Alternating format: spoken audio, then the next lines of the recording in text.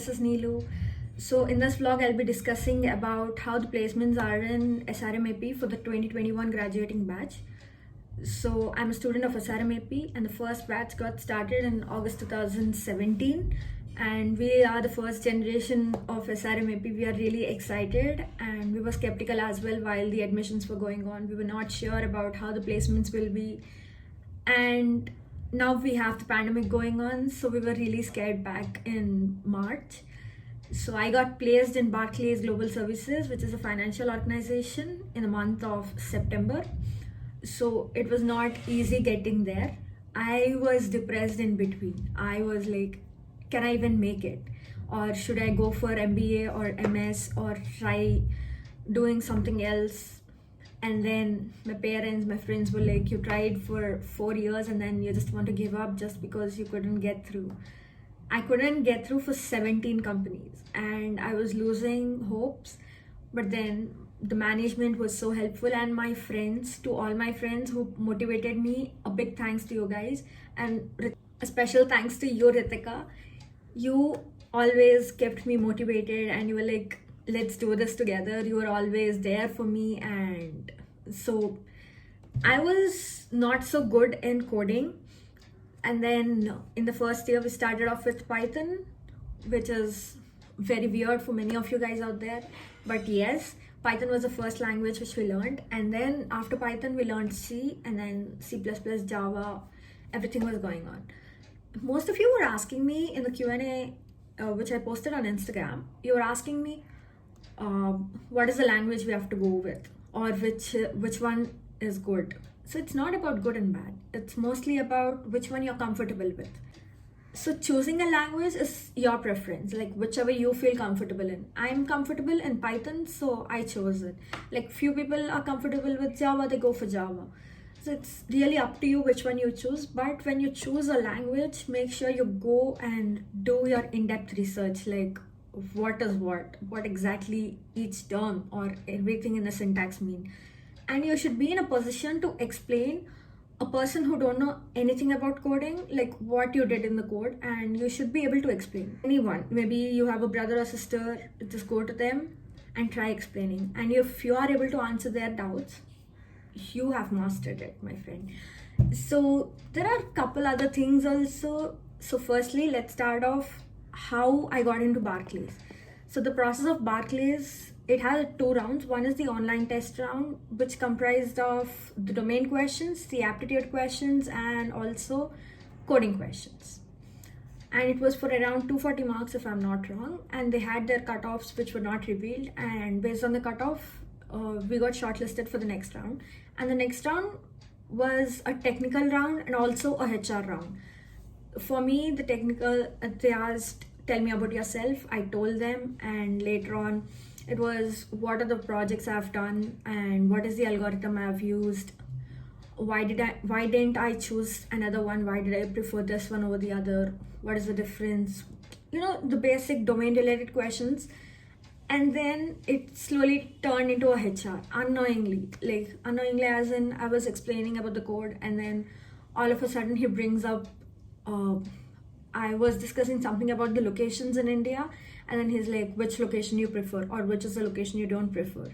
And then slowly he started asking personal questions like, what is your family background, are you willing to relocate, and stuff like that. So it was a good experience. They weren't asking questions, it was more of an interaction for me. I speak to a lot of people and I'm really into getting to know their culture or know people. So I interact with a lot of people. So it was more like that for me. And for few of my friends, the HR or the person who was interviewing was pretty chill, and he didn't like go into really depth. He just wanted to make sure that we know what we are doing and where we are, why are we doing it. So basically, you know the domains, or you know at least, okay, database management, the main concepts of it. Okay, operating systems, the main concepts. So it was like that. So this is the one I got selected. I got rejected by another company. So what went wrong with that? So it took me a quite while to understand what went wrong. So basically, it's like this. They wanted someone who is really proficient in database, and I was speaking about ML and AI stuff. So if we didn't match, so there was a gap between what they're looking for and where I actually am. So in order to bridge that gap, you guys, what you can do, my suggestion would be just the day before, or as soon as you get the company's invite or the hiring thing, just go to the company's profile and get to know about it, and also do your research before attempting or going for the interview, because you never know what they're looking for. And please read the job description. Also, if you get to know who the person in the panel is going to be, just go to their LinkedIn profile and read what they are up to. Like, the person who interviewed me was really good in databases, so, and also the role that they're filling up for was something related to database management. I didn't know that. After the interview, one of my friends told me. So this is how. So you have to do your research before getting into. And the next question which I got was, on what platforms did you practice? To be frank, guys, I did only HackerRank. I didn't even do HackerEarth or LeetCode. But many of my friends, they have done LeetCode, HackerRank. There are multiple platforms out there. You can definitely find the one which you're comfortable with, and you can start practicing.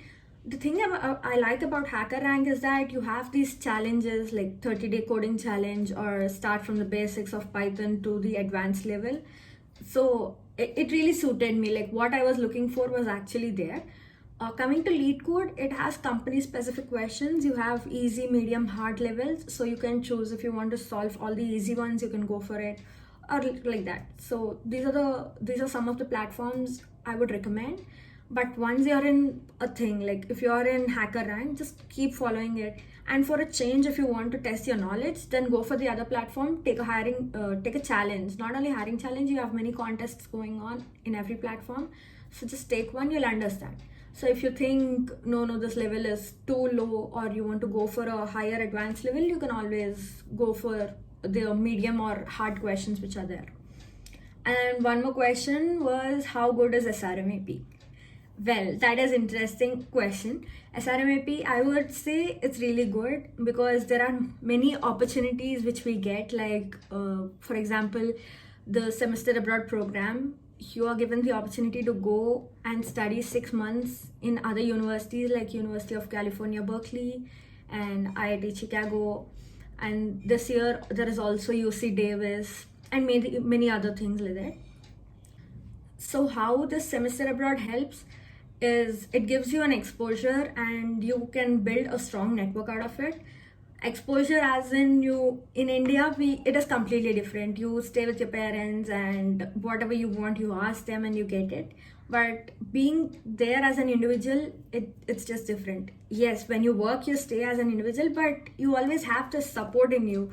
Like, I can ask my parents, but being there, you have to be really careful about everything. Like, right from getting groceries to paying your own rents, you get a different experience, cultural wise and academics wise.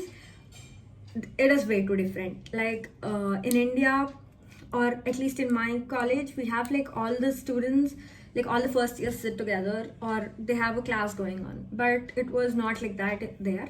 It was like we had students of PhD, or people who have completed the diplomas, or the first year students, or the senior year students. It was a mixture. So you have to communicate. After going there, I improved my communication skills. I got the opportunity to go as a visiting student for 6 months in University of California, Berkeley, and it was amazing. I enjoyed a lot. Like, academically, I performed well, and also personally, I enjoyed a lot. And the next question which I got was, is there a chance that we don't get placed at all? So it depends, but I wouldn't say you wouldn't get placed, but you will get placed. But for that, you have to try hard. You have to be consistent rather than going like just study before the exam and go. Be consistent throughout. Like, you have worked 4 years and you are doubting yourself that you wouldn't get placed. Having self-confidence is a main thing. If you don't believe in yourself, then nothing is there. So have confidence in yourself and believe that, and be consistent in what you're doing. Suppose you're preparing for GATE, be thorough with all the concepts. It'll be helpful even for your studies academically and also for your interview skills. For many other things, you can improve your knowledge. If you're preparing for GATE, go for it. If you're preparing for CAT, get thorough with aptitude, which will help you to clear aptitude rounds. So set a goal. Okay, be like, I'll study this thing to by the end of March, I'll finish all the CS topics. Have a goal like that, and try every day. Try doing it every day. Like sit for 1 or 2 hours every day, study your topic, and then keep practicing. Try to solve questions, and then proceed. So being consistent is the key, and also not getting placed is not a thing until unless you have other options like going for MBA or MS. The management is always trying hard, and they're giving you plenty of trainings to do it. So, and coming to the point of trainings, it's not only like you attend the class, you go back, and that's it, you're done. Just revise it. Just coming the next day before coming to class or before ending your day, just go through the notes you have written or the videos, or try recalling. If you don't maintain a notes, I recommend please maintain a notes. At least write the key points, so whenever you refer it, with the key points you can search and do stuff, or try memorizing of, okay, relate yourself with a real life example. In that way it'll be easier for you to like remember it rather than mugging up and doing it. I would suggest that. So revision should be like, don't just mug up whatever you have written, just go through them and try connecting to it. If you have any questions, you can go back to your faculty. So I think I've covered most of the points or most of the questions I was asked. And do let me know in the comments if you want more tips, or if you have any queries, please let me know in the comments. So that's it for this vlog. If please like, share and subscribe. Peace.